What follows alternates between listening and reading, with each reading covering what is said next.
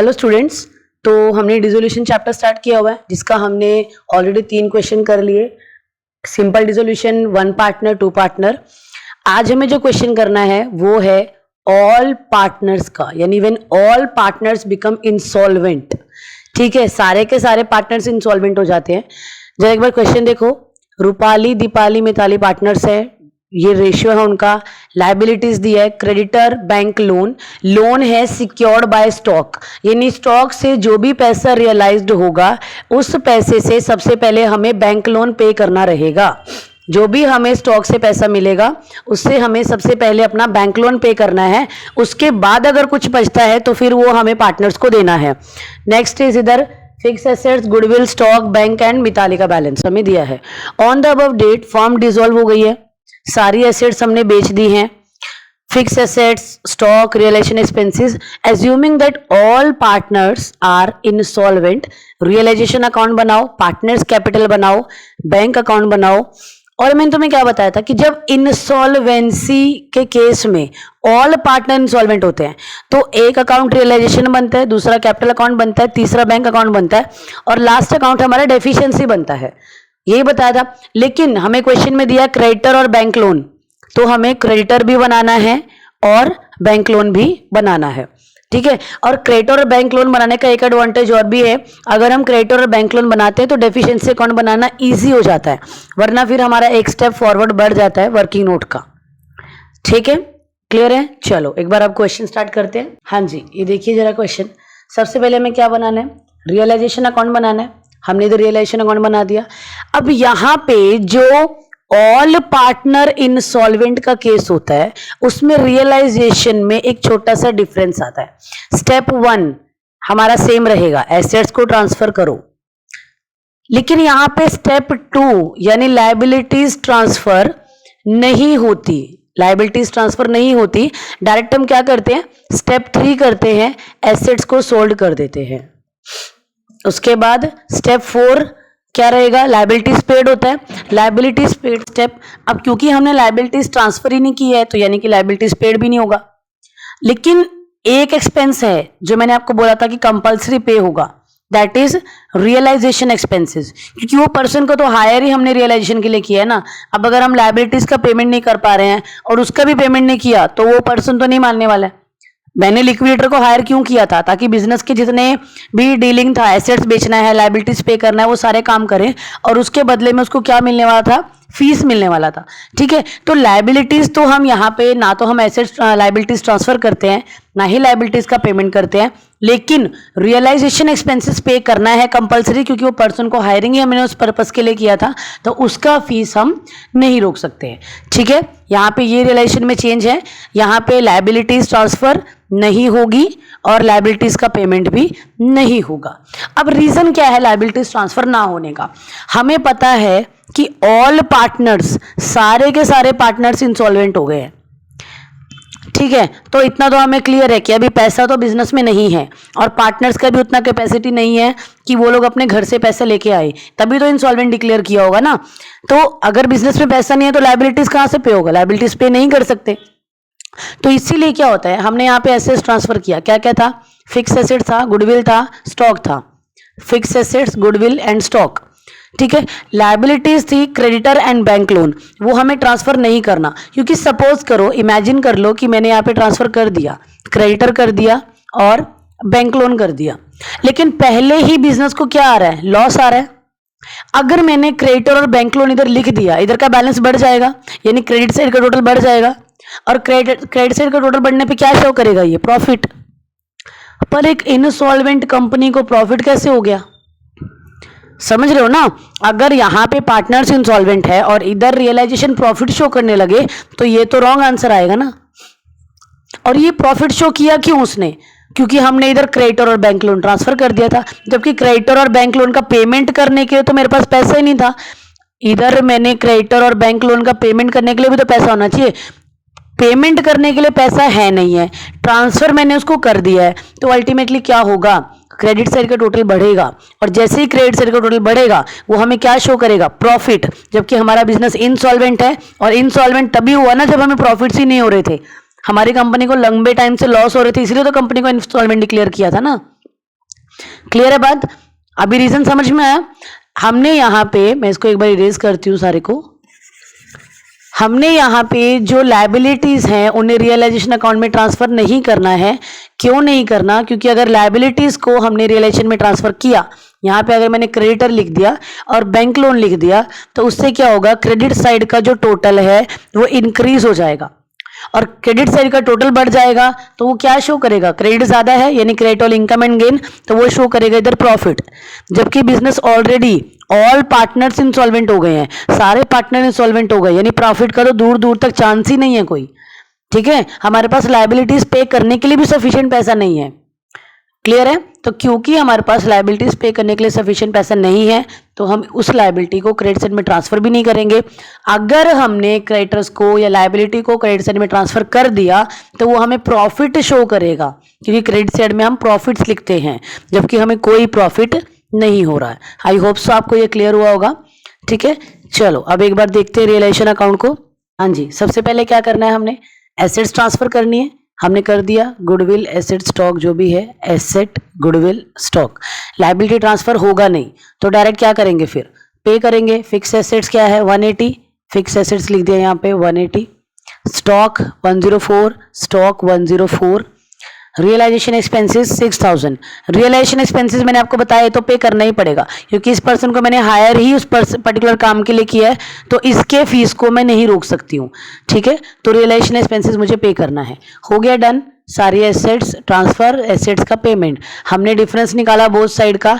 यहाँ तक हमारा क्वेश्चन क्लियर हुआ। ये आ गया हमें लॉस। लॉस हमने पार्टनर्स को डिवाइड कर दिया।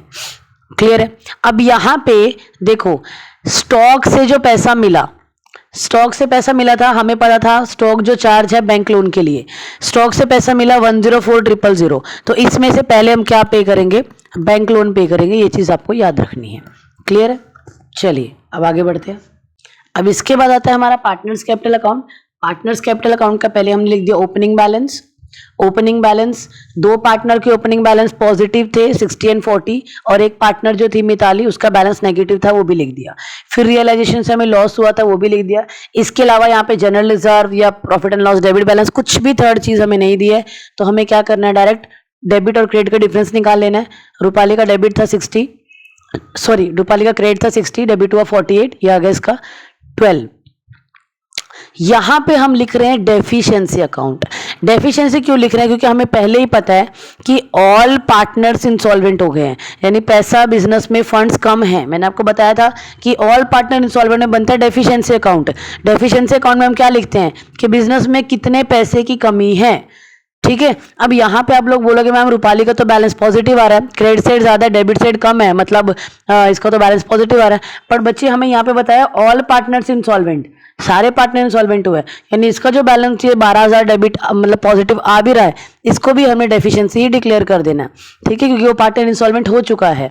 इसके बाद इनका डेफिशिएंसी डेबिट साइड ज्यादा 48, इधर 40 8,000 हो गया और ये 64 टोटल, और इसका तो पूरा ही डेफिशिएंसी हो गया 64।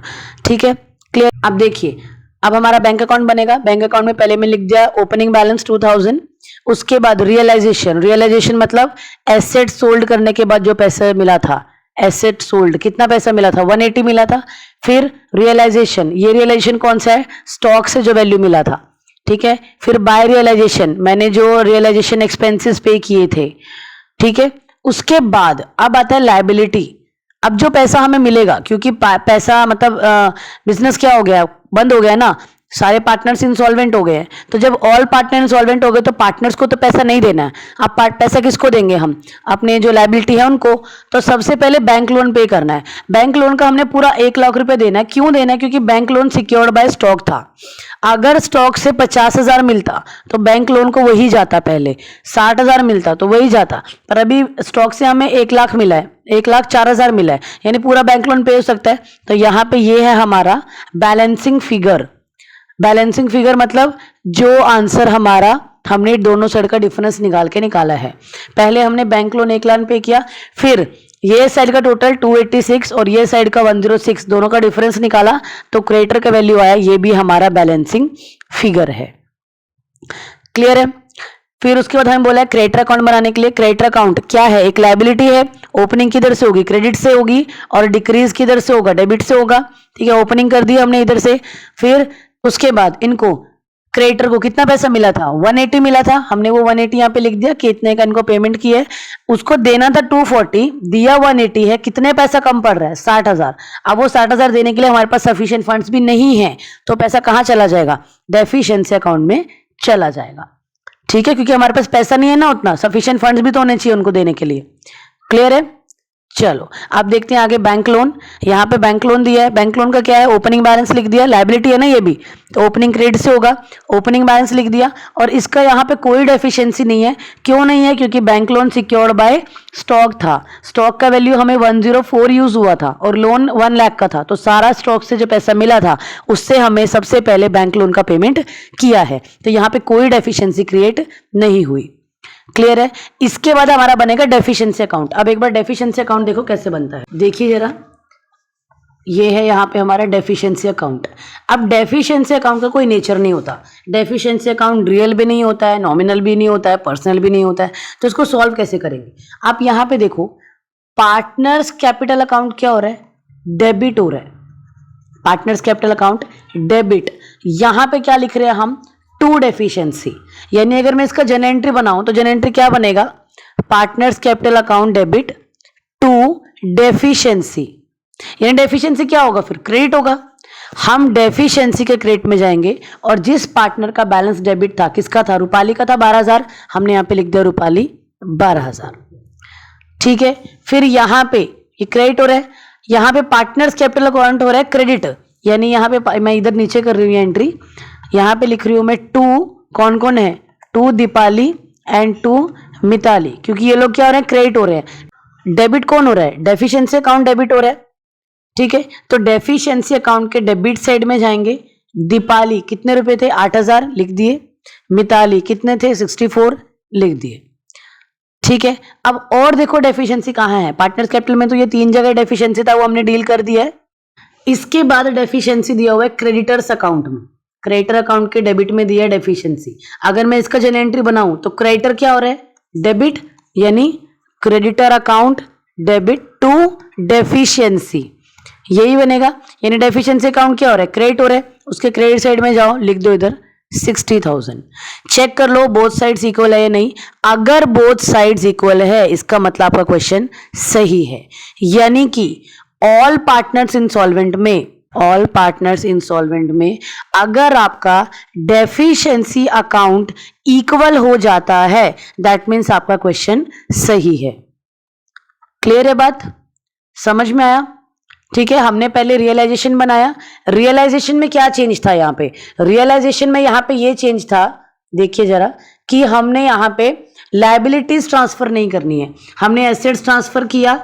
ठीक है, और उसके बाद रियलाइजेशन एक्सपेंसेस किया, ये एसेट्स का पेमेंट किया। हमने लायबिलिटीज ट्रांसफर भी नहीं करनी है और लायबिलिटीज का यहाँ पे पेमेंट भी नहीं करना है।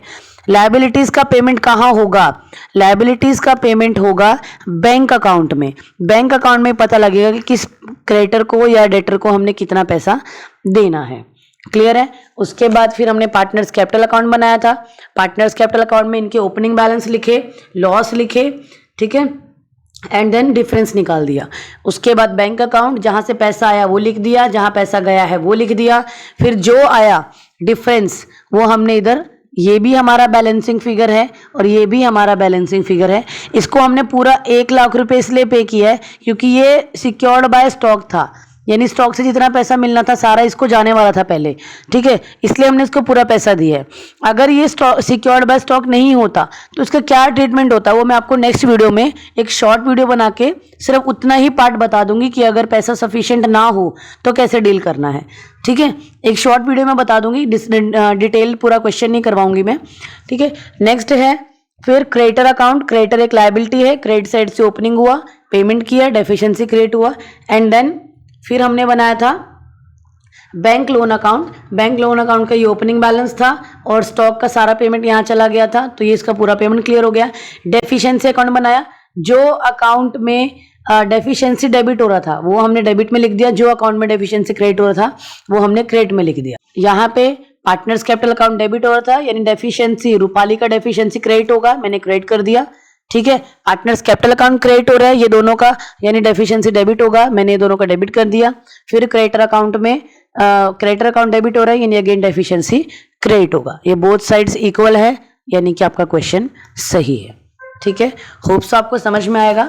और अगर नहीं समझ में आता तो आप मुझे कमेंट सेक्शन में बताइए, कोई क्वेश्चन चाहिए तो वो भी बता देना। बाकी फंड्स जब हमें कम पड़ते हैं तो हम अपने लायबिलिटी का पेमेंट कैसे करते हैं उसका मैं कंप्लीट वीडियो नहीं बनाऊंगी, एक शॉर्ट वीडियो बना के आपको बता दूंगी। ठीक है, 1 या 2 मिनट का सिर्फ उतना ही पार्ट बताऊंगी, पूरा क्वेश्चन मैं सॉल्व नहीं करवाऊंगी, क्योंकि पूरा क्वेश्चन बाकी बिल्कुल सेम रहेगा। ठीक है, okay then, thank you so much.